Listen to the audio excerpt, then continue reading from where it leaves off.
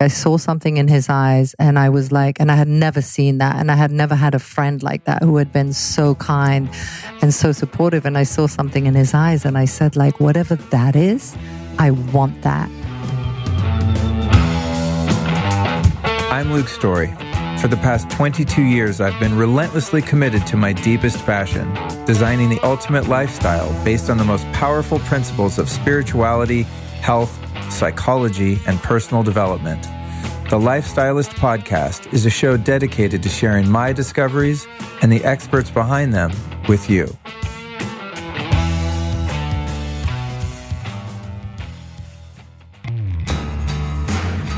Yo, I am super pumped to share with you beekeepersnaturals.com. Now, if you heard episode 175 with founder and CEO Carly Stein, you know exactly what I'm talking about.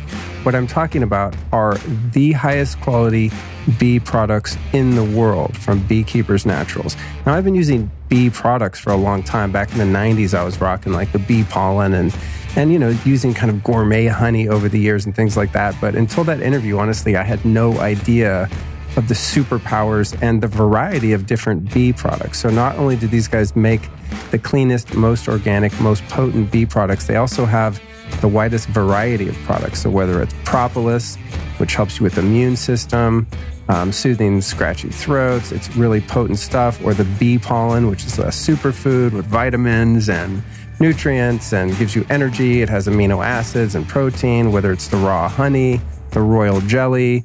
They even have a tonic for your brain. I mean, they have a lot of great products over there.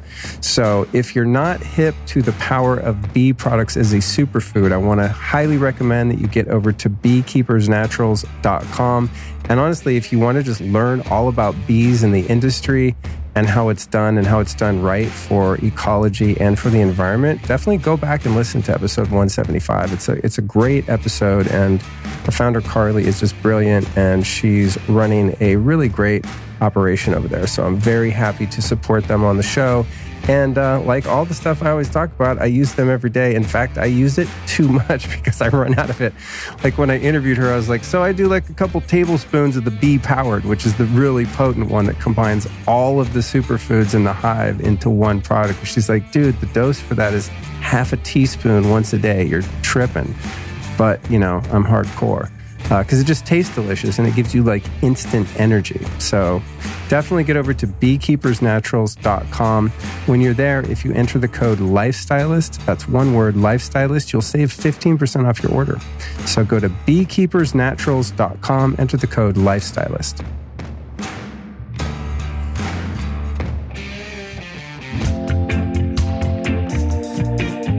Our sponsor, Blue Blocks, is one of the easiest ones for me to plug because I wear their glasses every day. I have a pair sitting here on my desk, and as it gets later in the night, I'm going to put them on.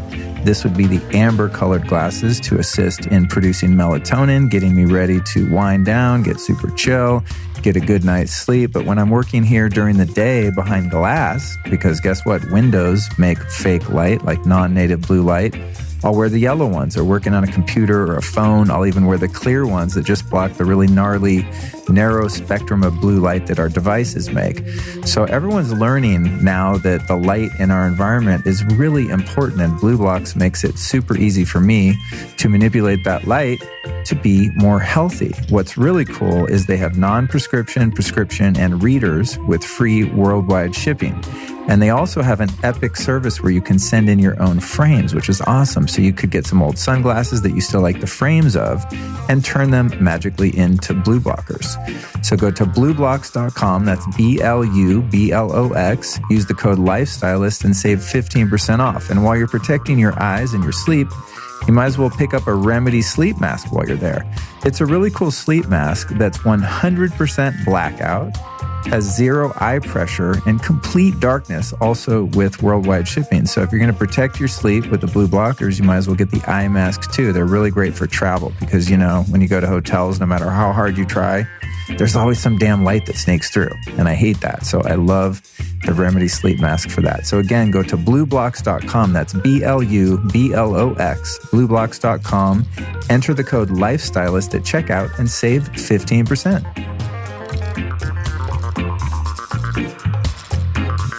Time to get devotional, folks. We're continuing our Attune series recorded in Atlanta, Georgia. Today, we're interviewing the band Aykanna. Well, I'm interviewing them and you're listening. So in a sense, you're really part of the conversation after the fact.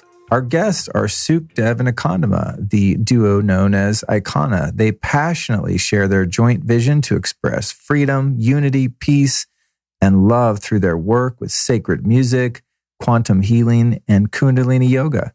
Their love for one another, as well as our Mother Earth, is really infectious and spreads through their music and teachings, and most certainly through this conversation. They also offer a Costa Rica sound retreat you might be interested in. Now, in light of current events, I don't know what's going on with the schedule there, but you definitely want to get to aykanna.com and check out what they're doing. That's AYKANNA, aykanna.com. Here's what we talk about in this conversation. What first led them to the Kundalini Yoga lifestyle? And I'd like to note that this episode was recorded well before the recent Yogi Bhajan conspiracy and scandals that have come out, which is why we don't mention it in the conversation. If you're unaware of what I'm referring to, there were some recent and abundant allegations of misconduct by I wouldn't say founder, but perhaps the person most famous for bringing Kundalini Yoga to the United States. And that happened since then, and it's pretty nasty stuff. So that's why it was not mentioned. Don't think that we're skirting the issue. I'm sure that they've given their opinion about it. But nonetheless, that does not change the fact, at least for me, that Kundalini Yoga is very effective and powerful. And in fact, we talk a lot about it in this episode. We talk about the science of Kundalini Yoga and why exactly it works, how to deal with grief, the root causes of addiction, and how yoga and meditation can assist in recovery, the role of shamanic plant medicines and how to reconcile addiction recovery with their use, the power of mantra music, something I believe in most definitely. In fact, my home on most mornings is filled with mantra music, and many times during the day, but especially in the morning. That's when I get my groove on. And they talk about what it means to them and why they elected to actually produce such great mantra music with their band Aykanna.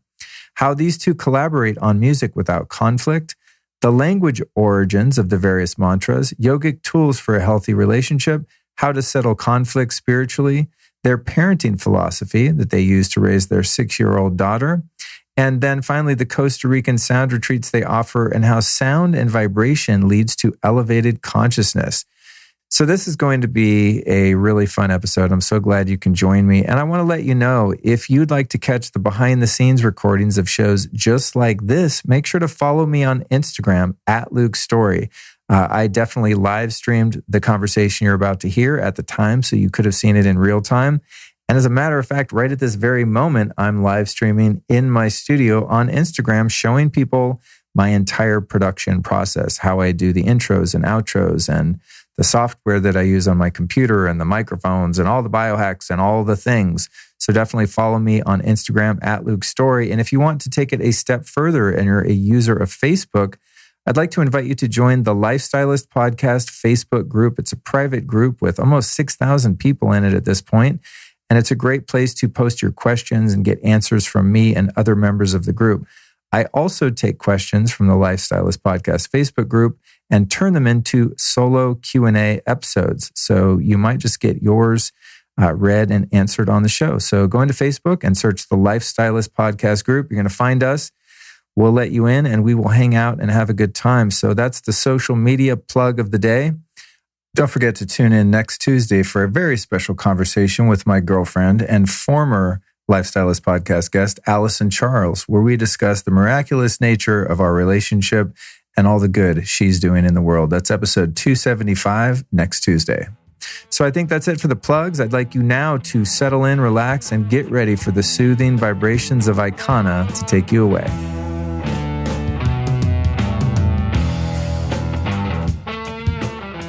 Welcome to the show, you two. Thank you. Hi, Luke. Hi. I'm really happy to be here. I'm happy too. I love interviewing couples. Oh, yeah. Yeah, I've done that a couple times before. That's right. Especially couples that work together. I think that's a really interesting dynamic. It is. I've tried that experiment a couple times. And they're no longer standing, so I can't wait to talk about that. Oh, we love that. We love that. How did your group Aykanna come to be? Were you guys together before and then you made a group, or did you make a group and then become together? Wow. Great question. Yeah. It's a long story, but I'm going to give you the short version. We met in 99 at the Landmark Forum. And I noticed he was playing music at some kind of celebration there. And I asked him, I was putting together a 9-piece band back then. That's when I was doing hip hop. And I was signed with Alanis Morissette's management in LA. And I basically asked him to come play percussion in that band.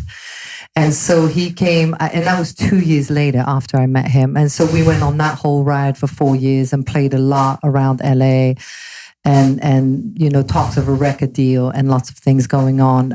I was in addiction back then and kind of hit a rock bottom. And we were still really just playing together. And he was a healing minister with an herbology practice. And I basically came to him for healing after we had played music together. And I started working with him. He started prescribing herbs to me. He introduced me to Kundalini Yoga. This was back in 2004. And so we started taking that journey together. And I started doing Kundalini Yoga. I fell in love with the mantra. I fell in love with the music. I felt like it was just such a natural expansion of where I'd been.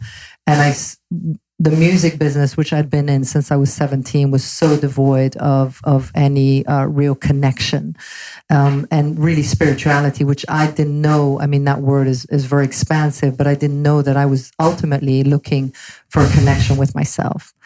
And so through the work that I did with Akka, which spanned a good 2 years, part of that was Kundalini Yoga.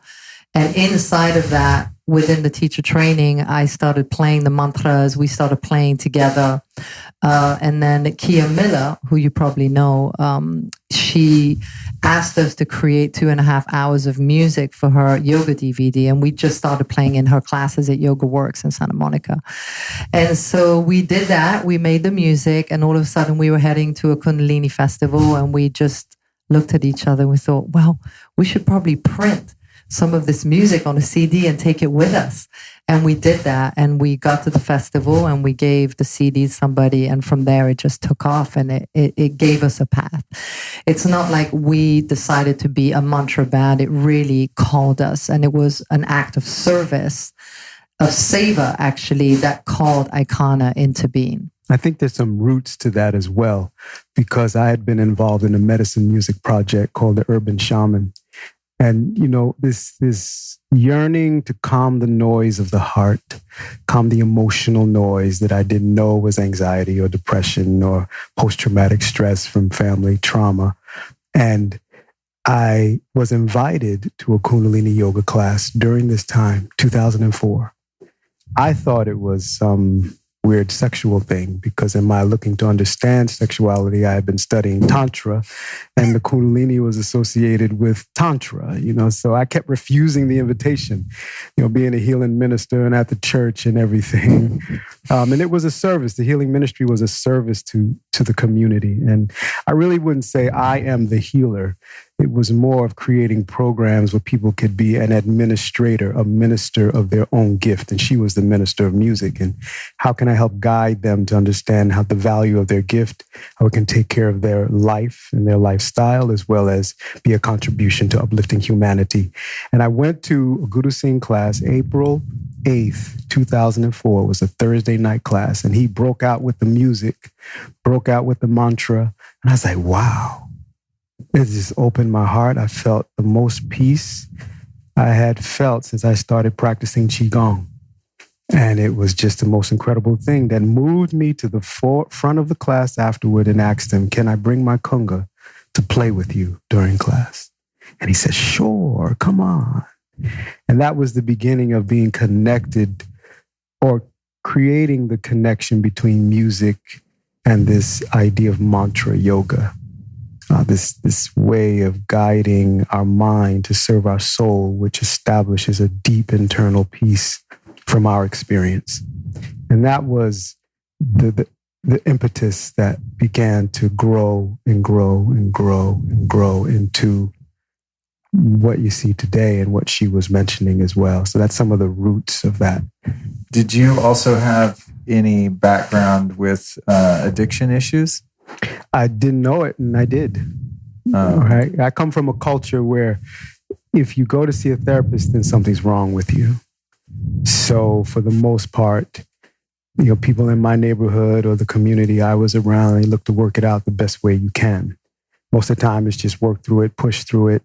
You either have some substance that helps you get through it, but the substance is not considered as helping you get through it. The substance is more about belonging to the community of folks you're with, the people that go to the club, the people that DJ, the people that play sports, people that are in the studio playing music. These substances that were ways of living, which in a sense originate as sacred plants, whether it was the cocaine or even the heroin or the alcohol, or the marijuana. For example, alcohol is a way of extracting the essence of a medicine plant, so the essence can just seep into your being. You don't have to worry about digesting it. But we want to extract the good feeling. Yeah. Right? We want to extract what we think is benefiting us. It's the trap of good or bad and right and wrong. Yeah. I guess a lot of it, the poison's in the dose and in the intention. Right? Yes. I remember when I first quit drinking, which was coming on 23 years ago, I got really into healing and herbalism and all this stuff. And a lot of the good extracts are in ethyl alcohol. If you want your chaga mushroom extract, whatever. Right. And I remember being so paranoid. I used to boil the extracts, and I'd boil like a $50 little bottle down to, a one dropper full and be like, what the hell? Right. And then eventually I'd be like, all right, let me do 2 drops, make sure I don't go off the rails. And then, now I don't even worry about it. But it is interesting, it's not like alcohol is good or bad. It's kind of like, what's the tool being used for?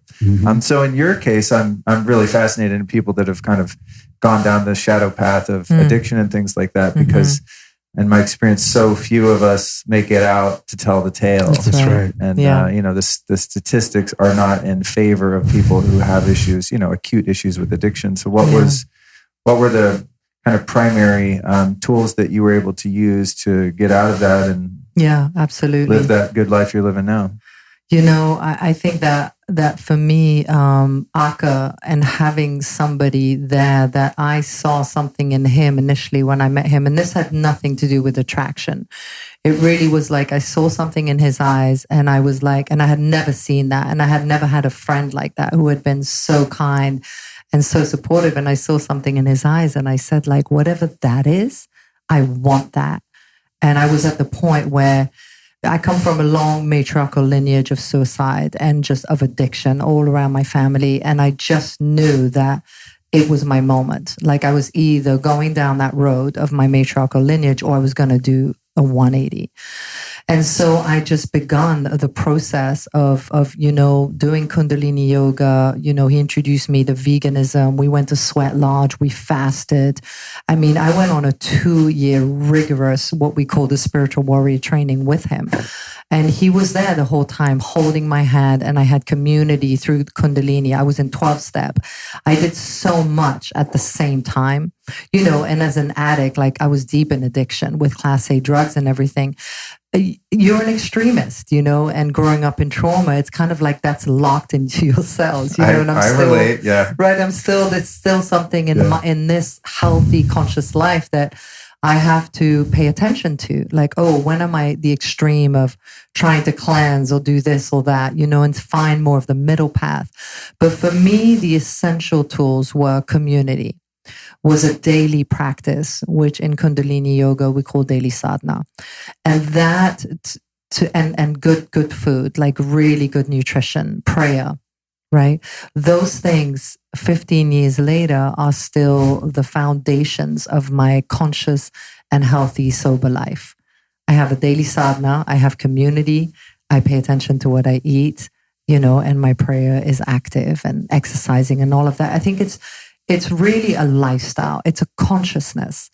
And when you can get out of the consciousness of addiction, And it's really through surrounding yourself with inspirational people who are on the path and who are living that life, then I feel like that there's a real chance, to really come out of addiction.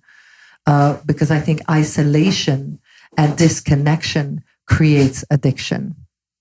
Yeah, absolutely. Yeah. I always contextualize addiction as, at the core of it, is existential loneliness. It's like, I think that's what leads us, many of us at least, into that, is just, there is no connection, there is no safety. You've experienced trauma, there's no way to express it or process it in a healthy way. So it's like, I have my one friend, I remember when I was a kid, like smoking weed, that was my legit best friend. Right. It's like kids have invisible friends. Exactly. My friend was in a little Ziploc bag. Yeah. Exactly. And that was like, if I had that, I was safe because I could change my perception of the world instantly. That's right. If I started to find that my perception of the world was uncomfortable, I knew I couldn't change my outer circumstances, but I could change the chemistry of my body and brain to have a different lens. It's like a lens shift. I think that's why so many people who are in addiction love and gravitate towards Kundalini Yoga, because you're activating this frequency of being very elevated naturally through breath, through movement, through pranayama, right? And through the group experience, because it's so much about the group consciousness. And I think that is what you're saying, Luke. There's a line that my wife wrote, isolation brings temptation. Or did I write that? You wrote that. Okay. Unified mind. It's all one. But that idea, as I said earlier, I didn't think I was addicted because I didn't grow up in a culture that thought about addiction. It was just... Where'd you grow up? Jersey City, New Jersey. Oh, okay. And then at 16, I moved to New York. So you see... I just heard it. I moved to New York. I know. He always has that voice when he goes there. You see the junkie on the corner or the local wino, but it never clicks that that's an issue. That's just part of the neighborhood. Mm-hmm. Like, make a right turn at the wino on the corner, and then a left turn at that stop sign with the bullet hole in it. Right. But it's just part of the fabric of life. But then when you begin to expand and come out of that, the key that I've seen, and now going from a spiritual counselor and herbalist to working in specifically addiction and meeting Tommy Rosen and the R2O community, there is a sense of isolation. And here comes something that helps us to feel we belong. It was marijuana for me as well. Anything that disturbed my internal being and made me upset the next day, like sometimes drinking too much liquor or trying cocaine, it's like anything like that couldn't work. But marijuana, it was the thing that could make everything all right. Make everything all right. And I think it's when we speak of recovery, it's recovering that true self. And that's the essence in Kundalini Yoga and many of the ancient traditions that recognize we are an energy body as well as a physical body. So there's, in a sense, something to reclaim when we recognize there's an energy aspect to us. How can we relate to that? How can we develop a relationship with that? Because that's all the cocaine is dealing with anyway, and the alcohol and the marijuana, if we take those big three, and then all the pharmaceuticals.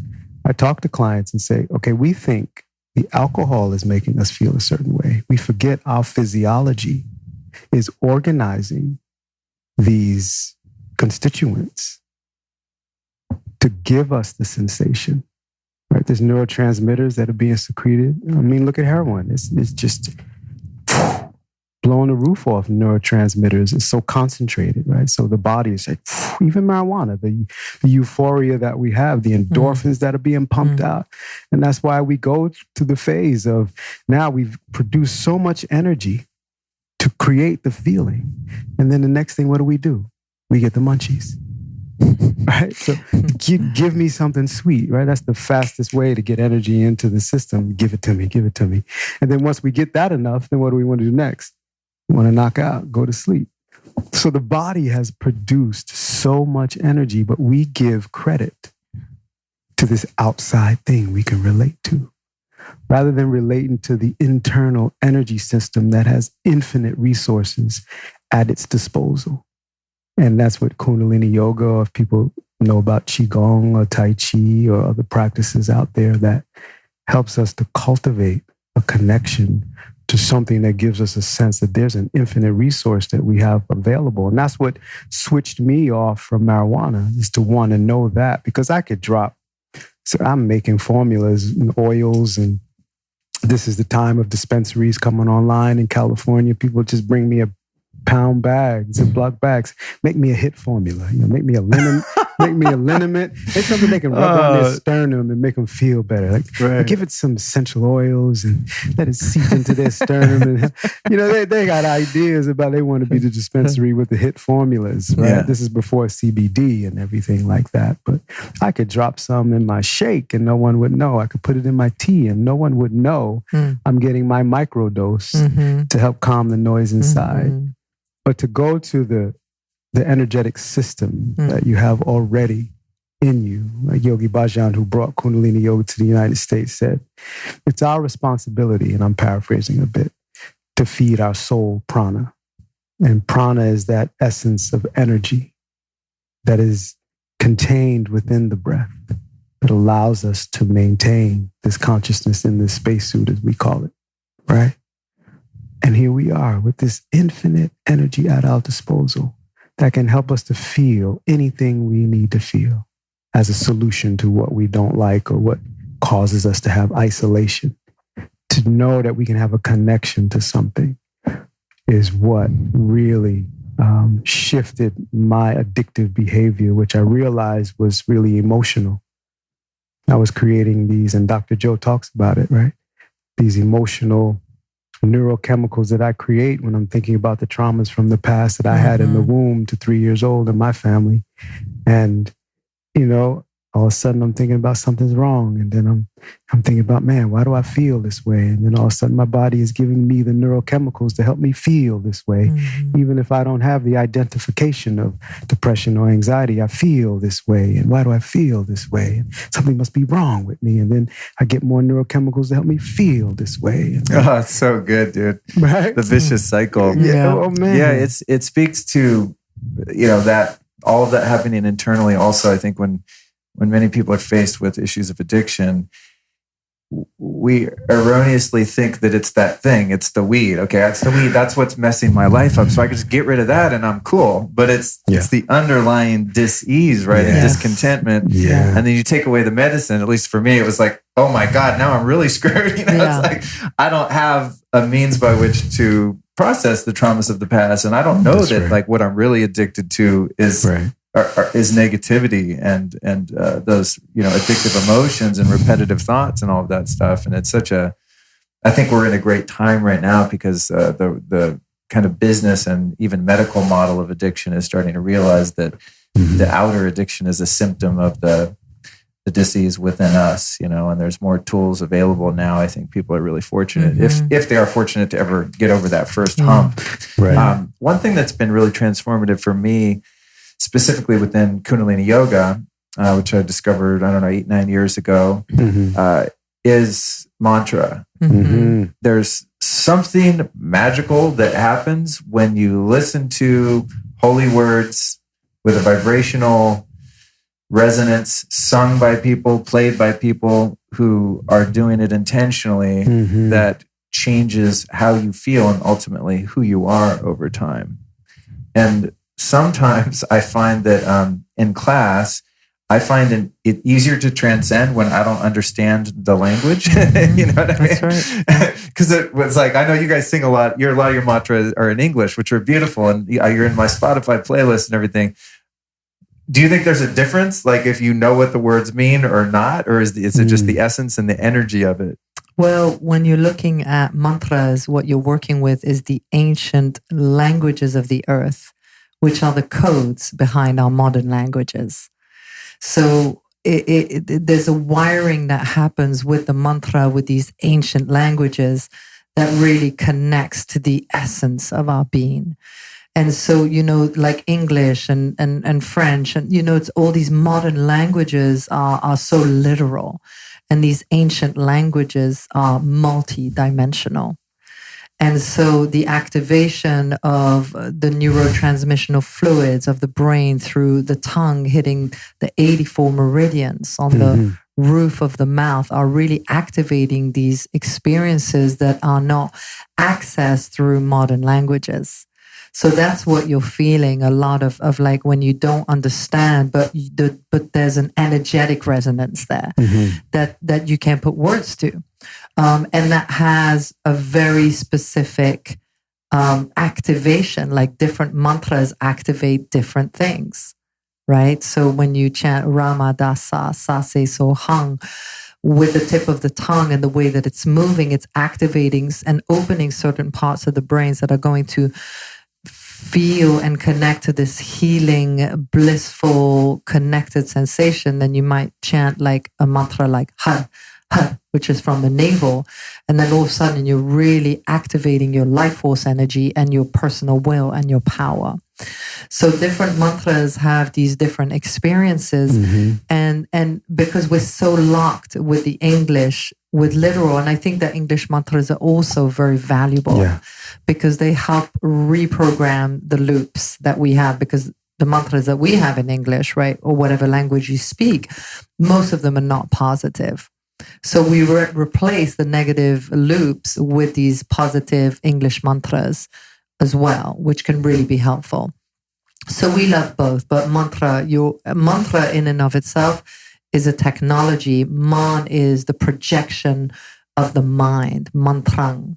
And so it's bringing light to the mind and how you're projecting light into the mind so that your projection from your being into the outer world is that of light.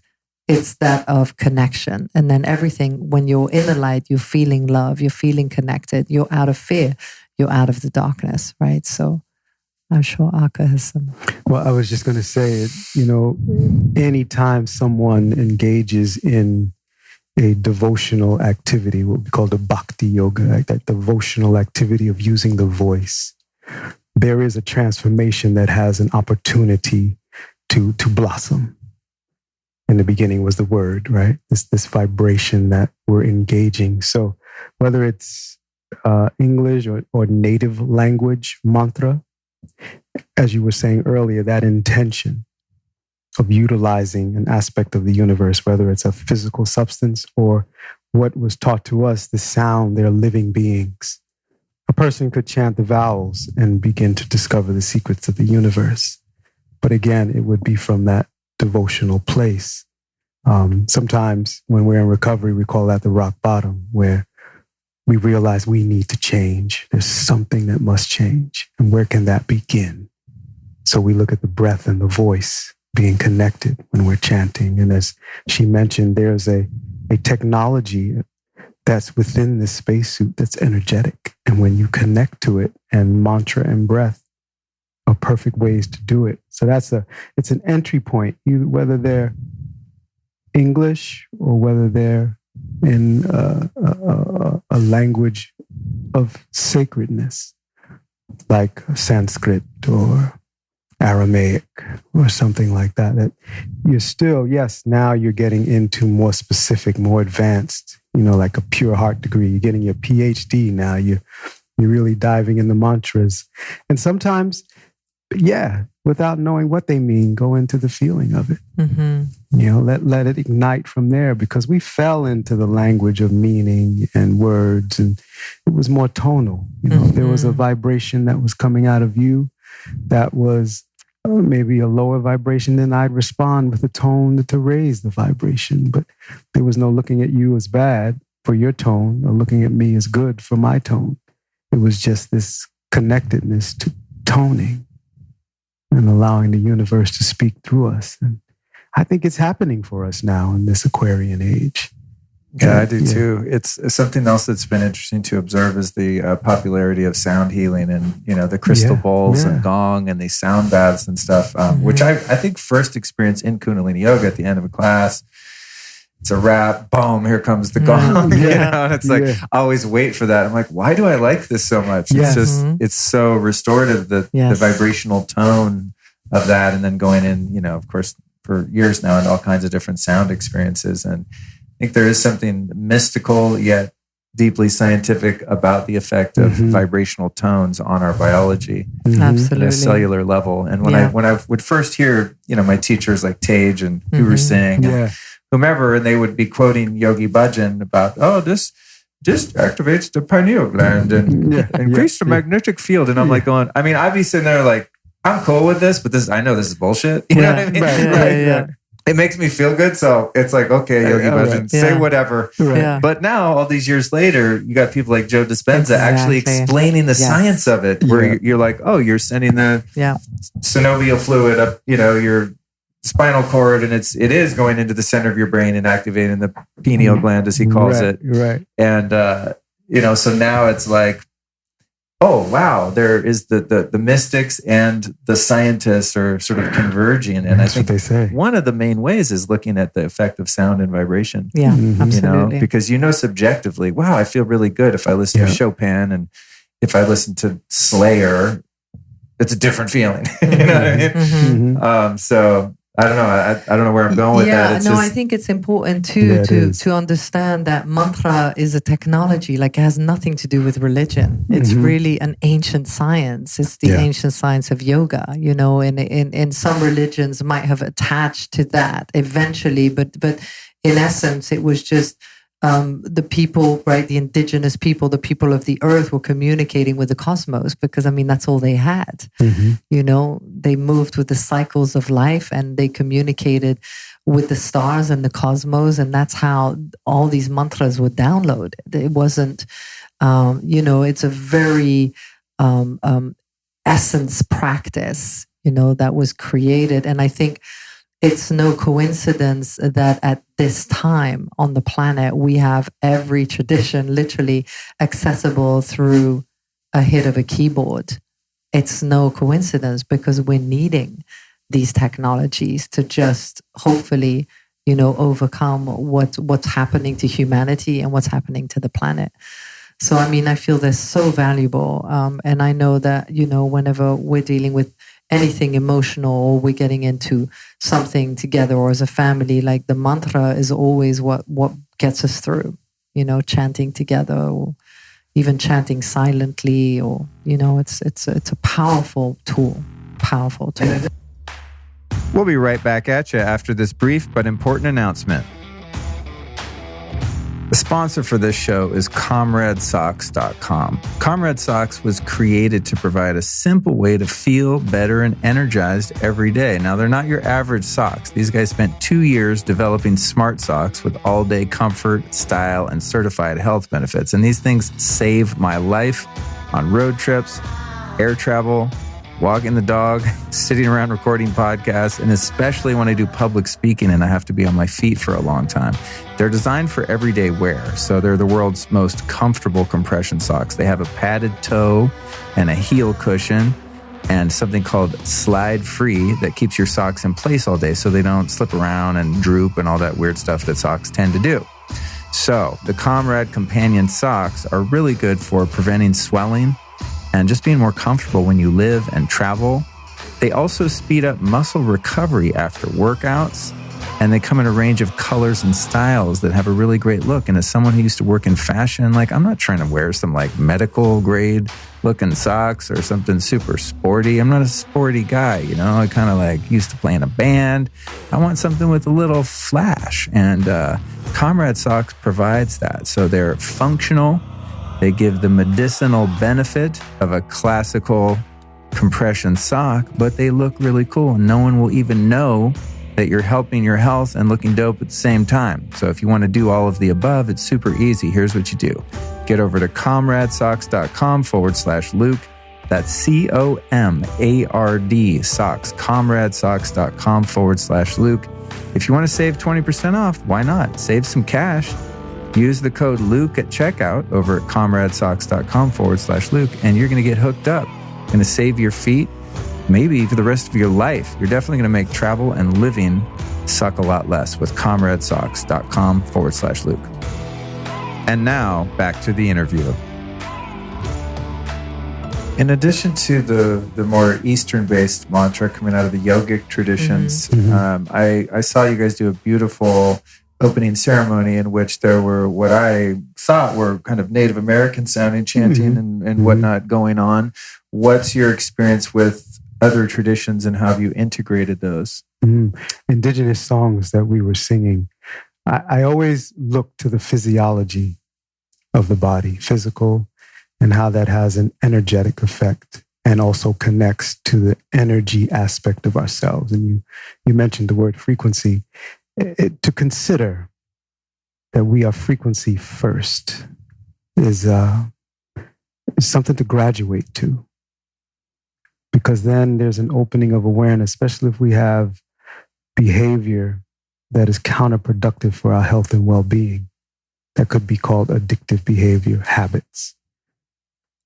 What is the way to transform how energy is flowing through our body that in the past, initiating us going out and taking a drink, getting to know each other.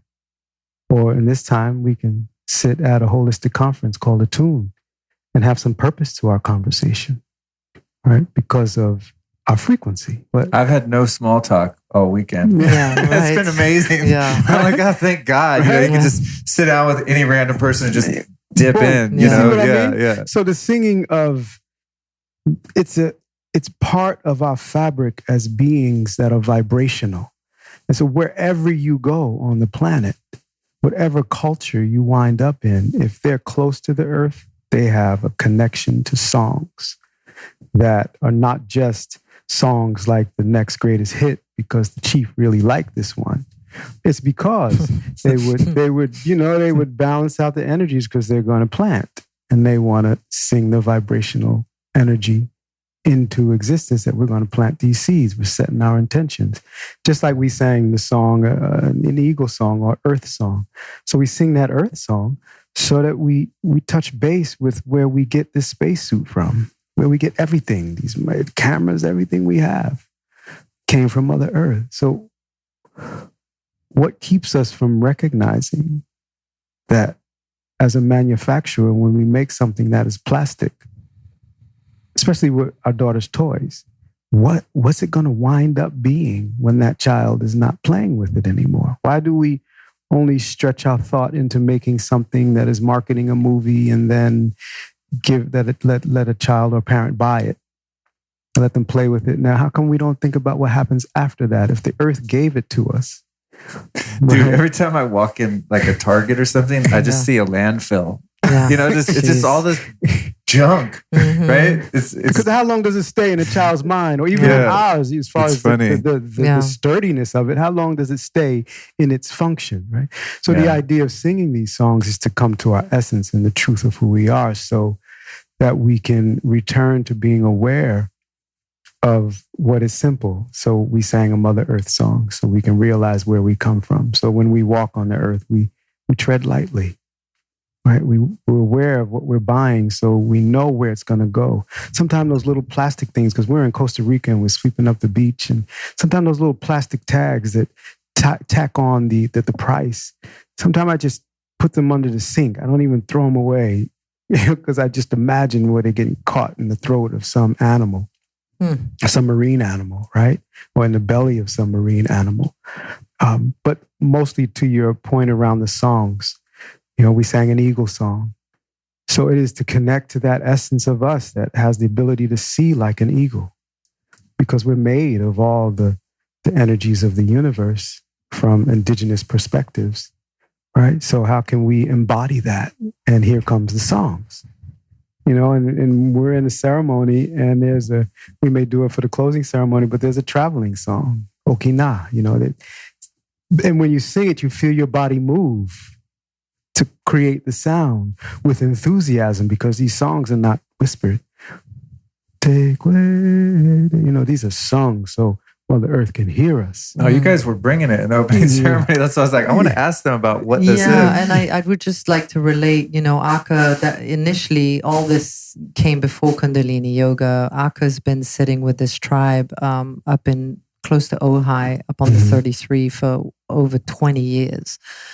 He introduced me to them 15 years ago, Mahuta-san, when I started doing healing work with him. And, religiously we go up there, multiple times a year and swear, and we do the bear ceremony. He's now the lead drummer. And, we've been sitting with these people, watching these children grow up on the land and singing these songs. And that's been such a gift, such a gift. Nothing, again, that he sought out or I sought out, or this one Ninja just tried to learn these songs. It was just like it fell into our lives. He was invited, then I was invited. And then all of a sudden, it's like you want to keep going there.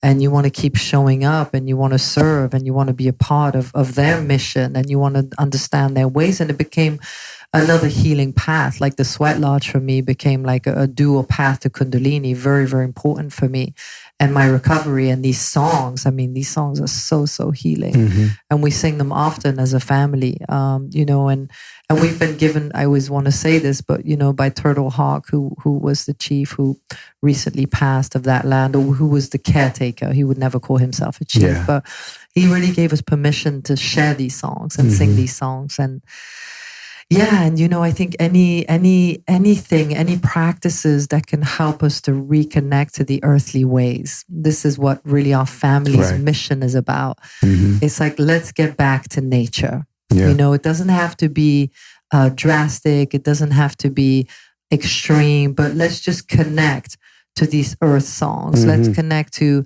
how we used to eat and how we take care of ourselves. Let's slow down. Let's put the technologies away. Let's go on walks. Let's be in nature. Let's get barefoot in nature. Just simple little practices and technologies that we can do as a family on the daily to stay more connected. Yeah, let's talk about that connection, because you mentioned this isolation earlier and we were talking about addiction. But imagine I went to this land and Lauren is Turtle Hawk's oldest son, and all of his children, he has 8 children with Bonnie. And imagine I go there and about 4 of his children, they're still some in diapers and still just walking around. And Lauren's about maybe 6 or 7 years old. And now here we are today. And Turtle Hawk would always say that. And his daughters are so diligent about making sure and supporting their mother, about having this nonprofit, this intertribal preserve to continue, and battling with Ventura County and, all the things that happens in the behind the scenes. We hear the songs and we see, but just the support that was given to Turtle and Bonnie by their family, by their children, right? Turtle Hawk would always say that these ceremonies are for the children. Thinking about the legacy that we have to pass on so that they know where they belong in their responsibility to being in communication with what the earth needs, and how to share these songs in ways that helps to meet that need. Because I've seen some miracles around healing, but the big thing I wanted to share with you is around legacy and creating connection, because now Lauren has stepped in, and it's no easy task. He stepped into the role of being the leader of the ceremony. And, and he's in his late 30s, mid 30s. And so this is something that Turtle Hawk talked about. So for 20 or so years, and I've watched the Vietnam vets, I've watched those that not just were having addictive problems, but they have served this country, and they're dealing with the issues of serving this country and trying to find solutions the best way they can, which may be viewed as addictive behavior. I've seen them come, and this ceremony means something so dear to them, and to have the guidance of this man so dear to them, right? That they no longer need the substance or the psychiatrist at the VA. And they can live their life as men with dignity and not remember whatever they remember that doesn't allow them to feel complete and whole anymore. Whether it's the guilt or shame of what they had done to serve this country, but just this idea of a legacy, and the children get a chance to see that. So in our lives, what are we doing? These songs, these mantras, Yogi Bhajan created a community. It's more about the village of people that gather around these concepts. In a sense, we think they remember something. This brings me to a question in terms of the legacy and passing on and keeping traditions alive. I'll preface it by saying I'm not someone who strives to be politically correct. I strive to be a conscious being, but I think a lot of the sort of fascistic control of our language right now is a slippery slope. So I'll just say that. But I am also reverent and respectful of different cultures and traditions. Yes. And there's this idea that I find is often supported by people who aren't even part of a certain culture or race, which is so weird, but where they're sort of fighting against cultural appropriation, right? Where if you're singing Native American songs or you're doing ceremonies brought from South America or West Africa or wherever, that you're somehow desecrating that by bringing it into Western white culture or something, right? And so there's people that are, pissed off because certain types of ceremonies and artifacts and art and things are being celebrated and shared. And I kind of see that perspective, right? But at the same time, I look at myself as a teenager who's listening to the Rolling Stones and Led Zeppelin, who culturally appropriated blues from African Americans, right? Yes. I would have never bought a Howlin' Wolf record if it wasn't for Keith Richards. How was I going to find out about Muddy Waters or Howlin' Wolf or Miles Davis or whoever, right? Yeah. So it's like, that's right. well, that someone needs to carry on the tradition. And how do you do so in a way that's ethical and supportive of the lineage? In other words, if everyone stops culturally appropriating, then culture ceases and there is no legacy to carry on, because you're not allowed to do that without breaking some sort of unspoken rule that's made up by arbitrary people who are easily offended. Such a great statement. And me coming from Europe, right? So not being American, I'm really a world being. I was born in Belgium. I moved to London at age 11. I've traveled the world. I came to LA when I was 25. I grew up around Black music my whole life. It just was what I was into and where I was drawn. So in London, a very eclectic, raising. My normal friends were African, were Moroccan, were Latino, were West Indian. I came to LA and I felt very segregated, like landing in Santa Monica and feeling like, where's my people? So for me, I have such a different lens on that. And I have more of this world embracing view of that, the intention behind what we're doing, right? As an individual, how we're singing those songs, how we're honoring those that came before us, that gave us the permission to sing these songs. How, the mantras, being so solid in our daily practice and so devoted to the practice that it feels like second nature to sing these mantras. So for me, it's much more of this worldly perspective of embracing one nation. Like there is no separation. We're all one people. We all have the same color blood. So that's where I'm coming from with it. And I think that in America, it's very different. And there's a lot of these kind of issues that get raised up and talked about. And I think it's important to a certain degree. But at the end of it, we are just a human being. We are a soul having a human experience. How can we be the best human we can be and just really let all these separations fall away and be as one people, as one tribe, So that's the vision that I think we hold as a family of consciousness. It's just like there is no separation.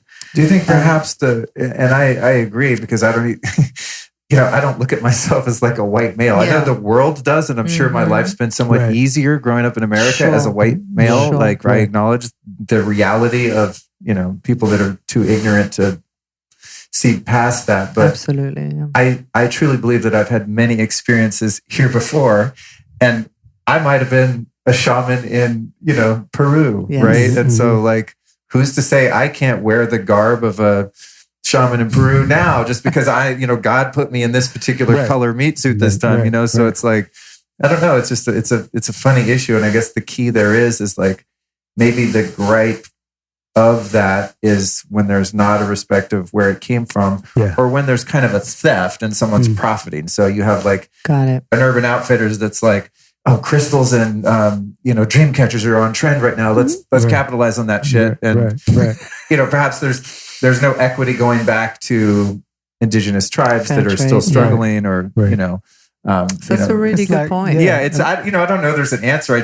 these are the kind of questions that I ponder sometimes, because I could say I see the point on both sides, but to me, it's like there is no separation. Ultimately, we're all spiritual beings in a different colored, kind of different gendered meat suit. And if you really zoom out of all the lifetimes we have, it doesn't really matter. Let's all share what works to heal each other and create unity, you know? So I don't know. What's your take on all that? I think there's that balance, as we were just talking about, between tradition and how we evolve. And I think at the core of it, Turtle Hawk would always say, be invited and ask permission. In terms of how we would conduct ourselves on the land, right? And I think that's what happens with regard to when something is learned and something is liked, whether it's Keith Richards or was it George Harrison picked up the sitar and started. It's a respect for where we're learning what we are learning, and then asking permission. Can I allow it to evolve in me? Because this is awakening as a way to share it, which might not be traditional, because it comes up in every culture and within the culture, whether it's with regard to indigenous songs. And Turtle Hawk had the dream that a woman should be on the drum. And the women are considered to have their own ceremonies. One that happens within their body is their moon cycle, right? So the ceremony, as the story goes, was brought to man so we can remember the ways to be connected to the movement of the universe. The woman already has everything built within her to know the movement of the universe. And some people, traditionalists, feel it should stay as a ceremony for men. And Turtle Hawk had a dream that a woman should be on the drum. And people were upset about that. So here's a line. Are we going to trust in what's being spoken to us and speak that out to everyone who's concerned? And if they disagree, will we not do it? But I think the respect is in expressing it. So listen, I'm feeling this, I'm hearing this as I'm playing this beat. You know, I don't want to be disrespectful to you. How do you feel about that? And they'll say how they feel. And then, you know, we sit with that. And what is the best for everyone? You know, as we ask different, my wife will ask permission to teach certain courses in a certain way from the elders. And I think that's the key. We're in a youth-oriented society, and the traditional ways are held by the elders. And there's this separation where maybe the elders are holding on to what they think should be traditional. And then the young generation coming up is saying, but it needs to change. And, you know, how can we, right? How can we connect? That's such a good point, Aka. Yeah. Really a good point. Yeah. So about that connection, is back to that connection once again. What's best for everyone? Yeah. What serves the highest good? I guess then ask permission, you know, be invited and ask permission. Those two simple things, I feel like they've gotten me really far. You know. Yeah, I think really I just, you know, powerful. I look at concepts like that, and when I say it's a slippery slope, it's sort of like, you know, if you keep going with all of these confines and rules in terms of who can say what and do what culturally and what's appropriate. I mean, at the end of the day, like, I can't eat spaghetti anymore because I'm robbing from the Italians, you know? It's like, where does it end, you know? Well, it's a big talk right now in the wellness community, right? It's a big topic, And I think that it's good to talk about it, and it's good to bring it out into the open and get the different perspectives. And I think that something like what Aka mentioned, which is what Turtle Hawk gifted us, be invited, ask permission. Just those two principles can really diffuse some of the tension that people might be feeling about, like, oh, we're singing their songs, or we're wearing their, or there's a white man now leading an ayahuasca ceremony in Topanga. You know, it's like, ask permission, be initiated if it's an initiated kind of process. You know, Kundalini Yoga, and that's why I love it, it's self-initiation. You have to activate your own power and initiate yourself. Right. You know, so but the really good conversation ongoing. Respect. And on that note, I know we're limited on time here because we all want to go see Joe Dispenza. My interviews go 3 hours sometimes, you know. Really? Yeah. They go as long as they need to go. Yeah, I've tried to put containers around them, and it's just, I can't stop sometimes. Yeah, I did want to ask you though, just in the context of addiction recovery and the work you do with Tommy Rosen and this kind of world, and then the side of shamanic practices and healing traditions that include plant medicines. Is that something you guys have worked with at all? Do you have any desire to? What's your take on consciously exploring, the world of medicines? Yeah, it's an interesting thing. Coming through herbal training and having a consciousness of being in communication with plants. Of course, everyone's journey is their own, right? But for me, and even letting go of marijuana, plants come, and when you look at it, they have the plan planted within them, right? We're in our planet. There's a plan. There's a plan for I like us. that plan. That's some Guru Singh shit right there. Like Totally. 5 meanings for every word. It's like, oh, wow, I never looked at it like that. But think about, there's that plan. So plants have that ability to help us discover that plan or remember that plan. I think it's especially today, as the energy field is being more activated, our energy systems are being more activated, our physical body is being more activated, that it's important to realize when we're leaning on something to do something for us, that we have the ability to do. And that's where I see in the addiction rooms, as far as spiritual counseling is concerned, when people are suffering, after I get to know them, they're not stepping, cancel, delete. They are somehow preventing themselves from stepping into their abilities that would be the solution for what they face. And sometimes in this culture of transforming from the outside thing that we do, Piscean age, to the internal being that will initiate the experience, being in the Aquarian age, that I wonder, are we catching remnants of the Piscean age in terms of the plants that help to activate our true being? And we're now graduating deeper into a time of being. So now what is the infinite energy system designed into us that allows us to access that energy? Now, let me tell you what opened my eyes to that. In practicing Qigong, I met a Tibetan master. And what she does is she will chant the mantra into water. And that will be your medicine. So we seek out certain traditional indigenous practices. And it does, it ignites within us what's there. You're catching me in my research now with this question. What about the systems that are in us that the plant is reminding us we have the ability to use? Are we taking an extra step outside of our ability, giving it to the plant to do for us, then experiencing it, and then hopefully recognizing that we have the ability? Or do we gravitate to the communal aspect of that? And it gives us a place to belong with other people that are on that same journey. And then we gain significance by being with other people on the same journey, rather than really focusing on the essence of what's calling us to connect to that plant in the first place.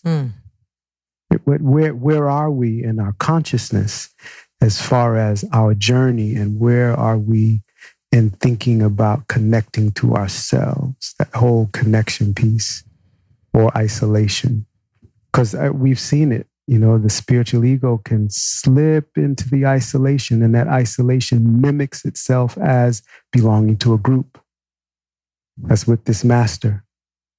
And that's where they feel they belong and safe. But when they get out of that, the medicine keeps working, because the plant medicine wants you to be you. Plant medicine doesn't want you to rely on it, from my experience of being with plants. They're there to ignite in you the awareness of carry on. Yeah. Right? Carry on. In my not the earlier use of different plants and substances. Right. I had a couple awakenings, like one on LSD, one on mushrooms, that I think informed my worldview to some degree, but it was accidental, whereas my most recent exploration earlier this year in Costa Rica, it was like going in knowing I'm just going to get a glimpse. The veil's going to be lifted, but that's not the real world, that it's like, it's just a chance to kind of be a fish and poke your head above water and go, oh shit, there's sky out here. But you still got to go back underwater and be a fish because you don't know how to fly. You can't go through the world on ayahuasca or something. It's not practical to stay in that wavelength where all of the dimensions are available to your perception. So it's just like a peek at, oh, okay, I get what's there. Let's close that box back up. Go back in the world and take that knowing or those realizations or healings back into real day-to-day grind. Yes. Driving in traffic, going to the bank. And that's where the daily practice, the daily sadhana, which is really the foundation of all the work we do and the work that I do with my women's school, it's the heart of any transformation. So if you're coming out of a ceremony and you don't have a daily practice, get yourself one, because then you will be able to prayerfully implement, the realizations and the different realms that you've opened up within you, right? The medicine that you've opened up, that must be a daily practice. I mean, must is a strong word, but I mean, that's been my saving grace, is the daily sadhana before the sun rises. It's like everything.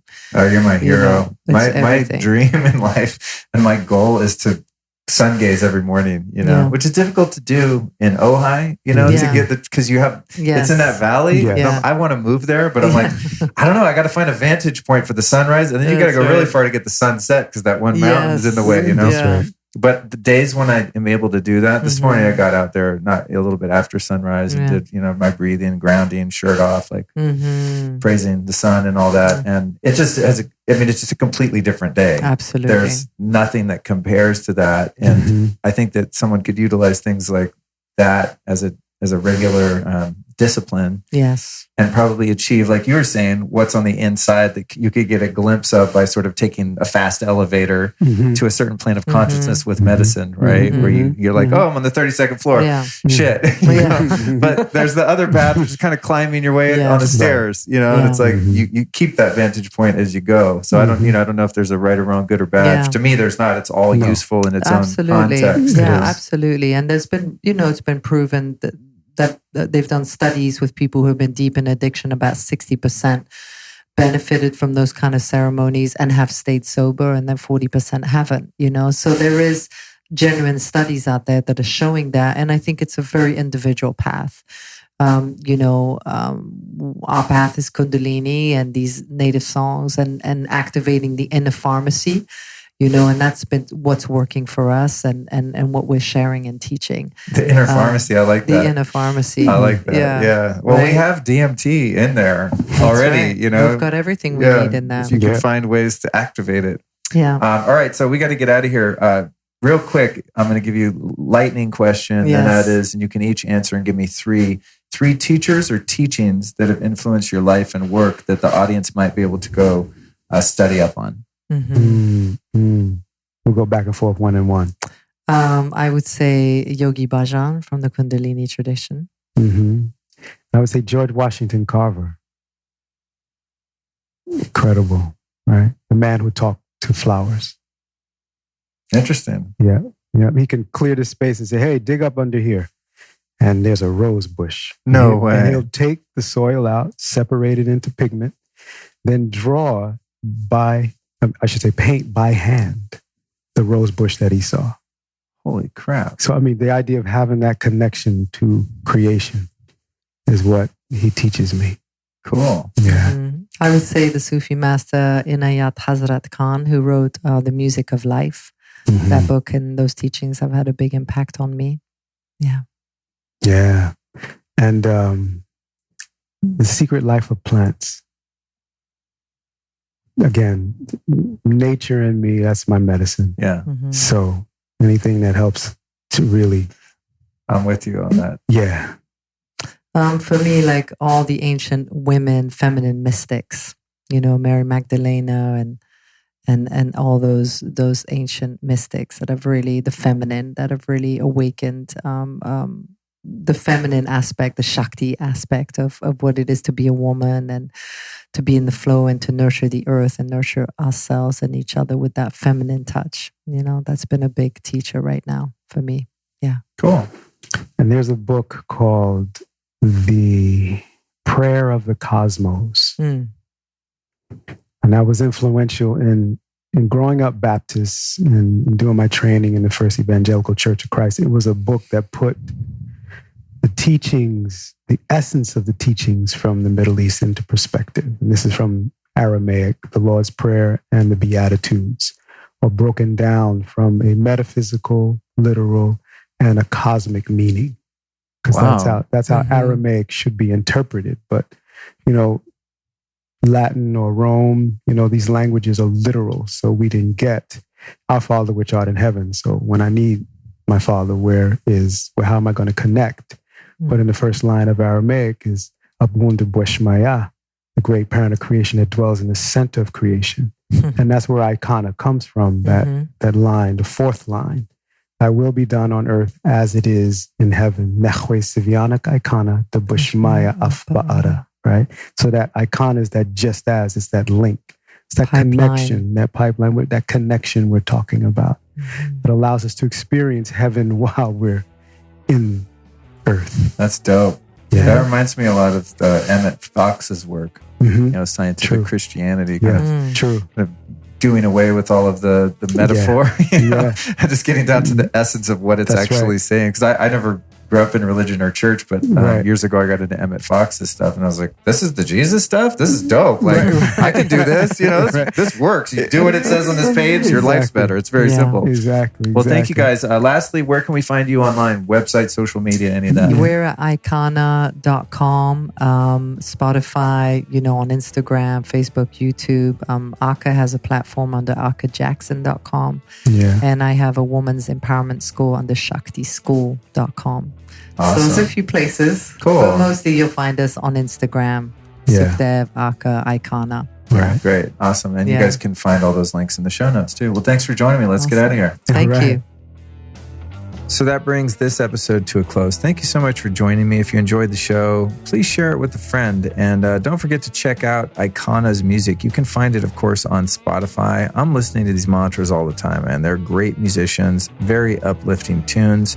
So I encourage you to support the work that they're doing. And as I said before, you definitely want to follow me on Instagram at Luke Story and join the Lifestylist Podcast Facebook group and get all this stuff behind the scenes. It's really fun. And I like it to be a two-way street. I want to get to know you because you listen to the show and you know me, but I'm sitting here by myself recording, So social media is the way that I get to interact with you, and I really enjoy doing that. So follow me on Instagram at Luke Story. Join the Facebook group called The Lifestylist Podcast. Now, we've got some upcoming events that have changed dates, and I just want to say that they are, of course, still subject to change based on all of the craziness going on in the world. So if you want updates on my speaking engagements, etc., go to lukestory.com/events. But as of now, I've got June 17th through 24th at the lovely Cuixmala, Mexico, my favorite place in the world, quite literally. The Healing Power of Energy Retreat, where I'll be documenting and interviewing the entire experience there. Then Paleo Effects has moved to Austin in the summer, July 14th through 16th. We've got the Upgrade Labs Conference in Beverly Hills, July 24th through 26th. Then Meet Delic in LA, August 8th and 9th, and the Health Optimization Summit in London, September 12th and 13th. I'll be speaking and hanging at all those events, so please come join me. Not only do I want you to follow me on social media so I can meet you, but I want to meet you for real, so roll through to the events. Let's thank our sponsors, man. No one likes to listen to commercials, straight up.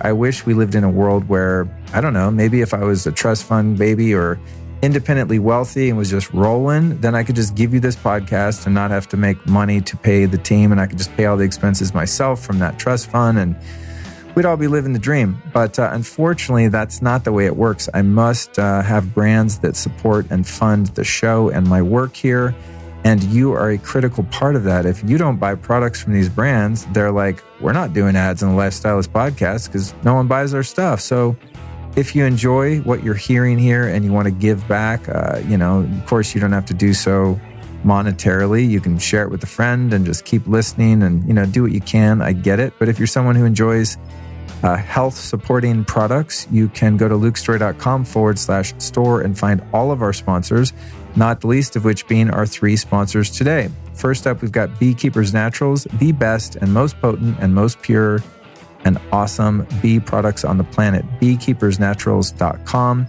And we've got our blue blocking eyewear from Blue Blocks. I am literally wearing mine right now. No joke. Those watching on Instagram can attest to this fact. Then we've got Comrade socks. Now, I'm not wearing them right now, but I actually wish I was. It's weird. It's kind of hard to plug socks because people are probably like, what, socks? Why don't socks? I already have socks. No, you don't. You don't have Comrade socks, dog. Compression socks, these really tall ones that these guys make, which by the way are actually really cool looking too. They don't look medical or old people or weird. Not that old people look weird, but they wear weird socks typically. They're really dope looking, stylish, tall compression socks that are really good for your health and make your feet feel freaking amazing, especially when you're standing, driving, flying, traveling. Comrade socks are freaking awesome. Please check them out. Once you get a couple pairs, you're going to be like, oh, snap. How did I not wear these ever? They're rad. Go to comradesocks.com. And with that, ladies and gentlemen, I think we've done it. We've completed another episode. Thank you so much for joining me. You definitely want to make sure you're subscribed to the Lifestylist Podcast so you don't miss next week's episode, number 275, with my girlfriend, the rockstar shaman, Allison Charles. I'll talk to you then. Peace.